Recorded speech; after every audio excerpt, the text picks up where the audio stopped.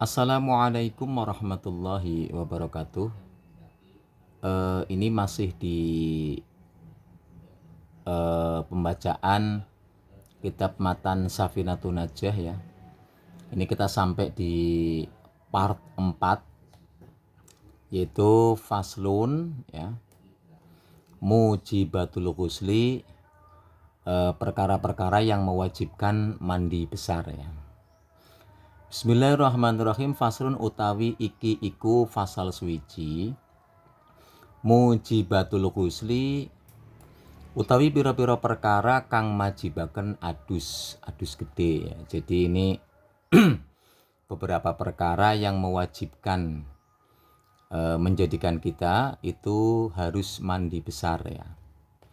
Sitatun iku 6, itu ada 6. Jadi ada 6 perkara yang kalau kita mengalami maka kita wajib untuk melaksanakan mandi besar seperti itu. Ilajul hasyafati, rupane manjingaken hasyafah fil farji ing dalem farji. Yang pertama adalah memasukkan ya, alat kelamin pria fil farji pada alat kelamin wanita, walaupun hanya tempelan ya. Walaupun hanya tempelan saja. Kalau alat kelamin pria bertempel dengan alat kelamin wanita, maka kedua-duanya itu wajib melakukan mandi besar. Wa khurujul maniyi, lan metune mani. Yang kedua adalah karena keluar sperma. Wal haidu, lan haid ya, karena keluar haid ya, kemudian dia telah suci, selesai dari haidnya, maka dia wajib untuk mandi besar. Wan nifasu, lan nifas. Kemudian yang keempat ini adalah nifas ya. Nifas ini darah yang keluar setelah seorang wanita itu melahirkan. Wal wiladatu, lan babaran. Yang kelima adalah darah wiladah ya. Darah wiladah ini berarti darah yang keluar bareng dengan bayi yang dilahirkan. Wal mautu, lan mati. Dan yang keenam perkara yang mewajibkan mandi besar itu adalah mati ya. Jadi orang yang meninggal dunia itu wajib dimandikan. Nah, inilah 6 perkara ya, 6 perkara yang mewajibkan mandi besar, yaitu 1 bersenggama ya, bersetubuh, 2 keluar spermanya, 3 karena keluar darah haid, 4 karena keluar darah nifas, yang kelima karena keluar darah wiladah melahirkan, dan yang keenam adalah karena meninggal dunia atau kematian. Dilanjutkan, faslun utawi iki iku ana fasal swiji ya. Furudul ghusli utawi pira-pira perkara kang merupakan fardune adus gede, ithnani iku ana loro. Jadi rukun atau fardunya mandi besar itu ada 2. An-niyatu, rupane niat. Yang pertama adalah niat ya. Wa ta'mimul badani, dan yang kedua adalah lan merataaken badane bil mai kelawan banyu. Yang kedua daripada fardunya mandi besar ini adalah meratakan air ke seluruh badan. Jadi kalau kita mau mandi besar itu mula-mula niat, kemudian meratakan air ke seluruh tubuh. Jadi niatnya itu ada pada basuhan pertama ke tubuh kita ya. Dilanjutkan dengan faslun utawi iki iku ana fasal syurutul wudhu'i utawi pira-pira syarate banyu wudu ya. Asyratun iku ana 10.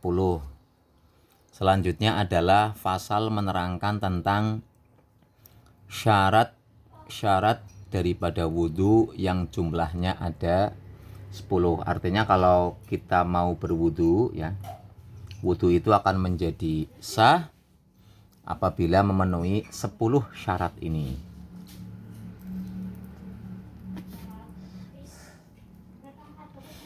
Al Islamu rupane Islam, wat tamyizu lan tamyiz. Yang pertama syarat daripada wudu adalah harus Islam ya, harus beragama Islam, wat tamyizu lan pinter. Pinter di sini artinya cukup tamyiz, bisa membedakan mana yang baik dan mana yang buruk.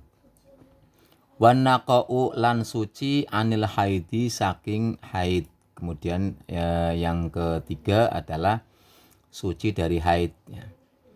Wan nifasi lan suci sangka nifas. Wa amalan saking barang-barang yamna'u kang nyegah apa ma wusulal ma'i ing tumukane banyu ilal basyarati maring kulit. Dan juga harus tidak adanya sesuatu yang menghalangi datangnya air atau nempelnya air pada kulitnya. Wa alla yakuna lan yentah ora ono alal udwi ing atase anggota wudu ya. Ma opo barang yughayyiru kang ngowahi opo ma almaa ing banyu. Kemudian syarat selanjutnya adalah tidak adanya sesuatu yang merubah kondisi air yang digunakan untuk berwudu. Wal ilmu syarat selanjutnya adalah ngaweruhi bi fardhiyatihi kelawan piro-piro fardune wudu yang telah dibahas bahwa fardunya wudu itu ada 6, itu harus tahu ya. Wa alla ya'taqida lan yentah ora negodaken sapa wong fardhon ing fardu siji ya. Ming furudihi saking pira-pira fardune wudu negodaken sunatan ing sunah. Syarat selanjutnya adalah bahwa adanya orang yang berwudu itu tidak meyakini atas salah satu fardunya wudu yang ada 6, diyakini bahwa itu adalah sunnah. Jadi orang yang berwudu itu harus yakin bahwa 6 perkara yang termasuk fardunya wudu itu adalah hukumnya fardu atau wajib. Wal ma'ulan nganggo banyu at-tahuru kang suci ya. Kemudian syarat selanjutnya air yang digunakan untuk berwudu itu haruslah air yang suci dan mensucikan. Waduhulul waqti lan manjing waktune wal muwalatu lan nuli-nuli ya, kontinu lidah imil hadasi kadue ya wong kang langgeng hadase. Kemudian ada syarat tambahan ya, syarat tambahan daripada wudu tapi khusus untuk orang yang daimil hadas. Orang yang hadasnya itu terus menerus tidak berhenti, maka disyaratkan berwudu setelah masuknya waktu sholat. Wal muwalatu dan harus kontinu seperti itu.